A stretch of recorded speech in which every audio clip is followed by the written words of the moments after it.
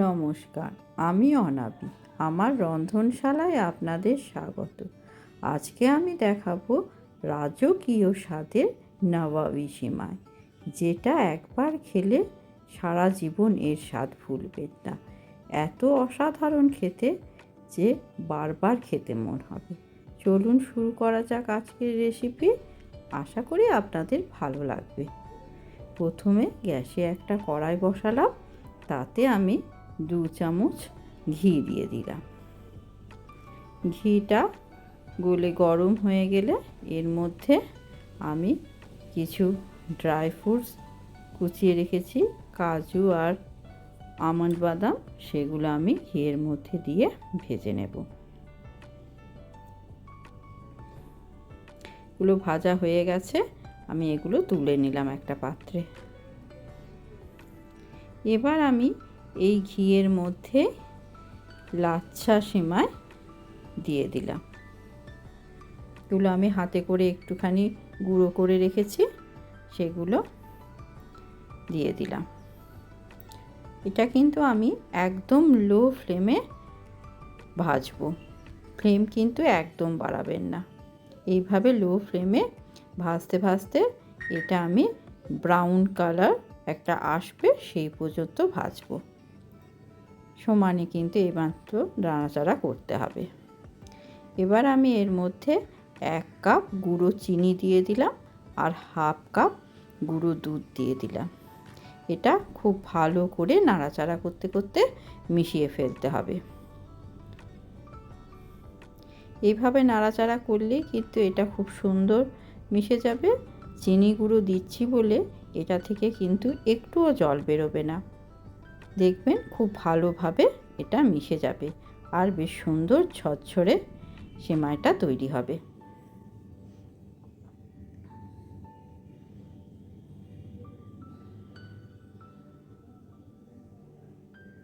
এইভাবে নাড়াচাড়া করতে করতে কিন্তু এটা হালকা ব্রাউন কালার এসে যাবে।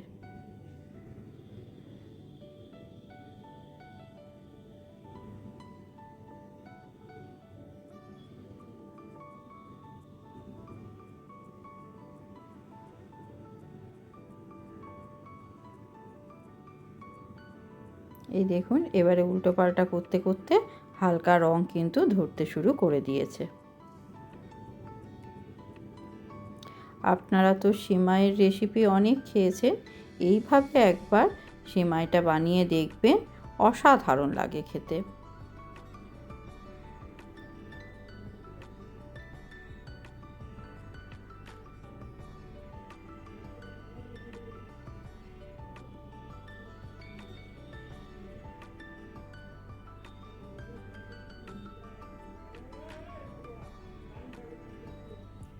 দেখুন, হালকা হালকা রং ধরে গেছে, আর বেশিক্ষণ করব না। এভাবে নাড়াচাড়া করতে করতে পুরোটা কিন্তু একই রকম কালার চলে আসবে। এই জন্যে কিন্তু ঘন ঘন আপনাদের নাড়াচাড়াটা করতে হবে। ভাজা হয়ে গেছে, এটা তুলে রেখে দিলাম। এবার আমি কড়াইয়ের মধ্যে 500 দুধ দিয়ে দিলাম।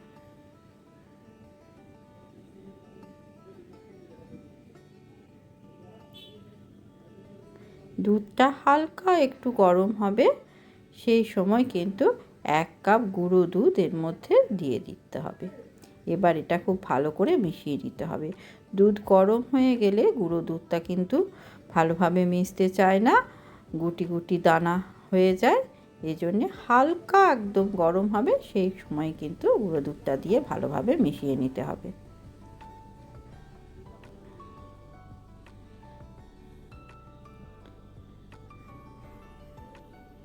দুধটা মাঝে মাঝে নাড়াচাড়া করে দিতে হবে। এবার আমি এর মধ্যে 1 কাপ চিনি দিয়ে দিলাম। এই 150 গ্রাম মতো চিনি দিলাম। মিষ্টিটা আপনারা আপনাদের ইচ্ছা মতো দেবেন।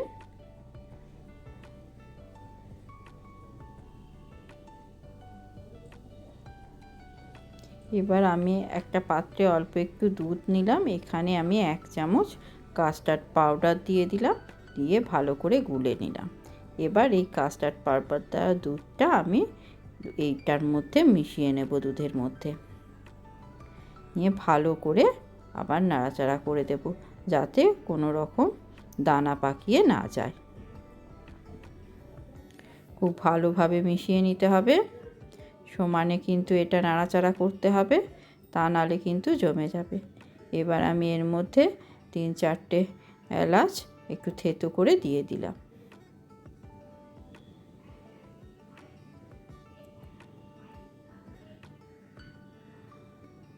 মাঝে মাঝে কিন্তু এইভাবে সমানে নাড়তে হবে, সাইডে যেগুলো লেগে আছে ওই মালাইগুলোও কিন্তু ছাড়িয়ে দিতে হবে, ওগুলোও কিন্তু মিশে থাকলে খেতে খুবই টেস্ট লাগে। এইভাবে খুন্তিতে করে ছাড়িয়ে নিতে হবে। দেখুন অনেকটা ঘন হয়ে গেছে।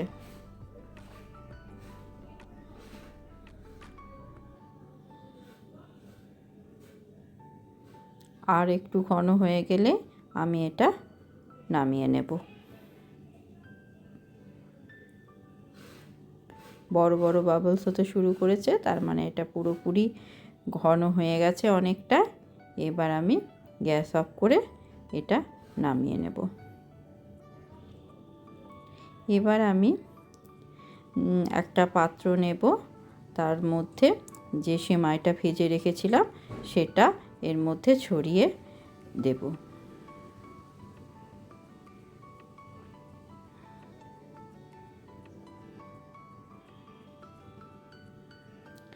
ভালো করে ছড়িয়ে নিয়ে একটু হাতাতে করে চেপে চেপে মসৃণ করে নেব।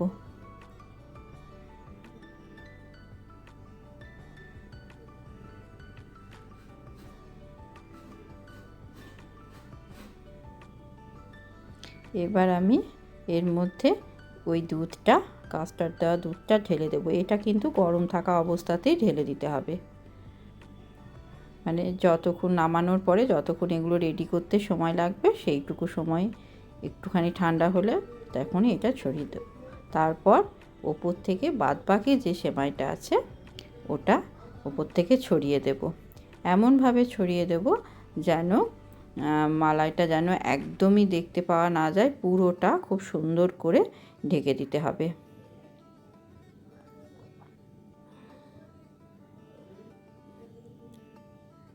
পুরো ভেতর থেকে মালাইটাকে ঢেকে দিতে হবে।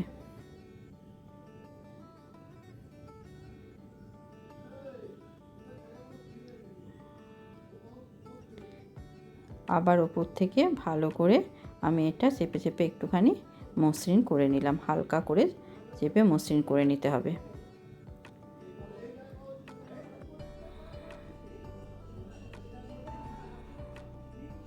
এবার ওপর থেকে যে ড্রাই ফ্রুটসগুলো ভেজে রেখেছিলাম সেগুলো দিয়ে দিলাম, আর কিছুটা পেস্তা কুচি করে রেখেছি সেটা দিয়ে দিলাম।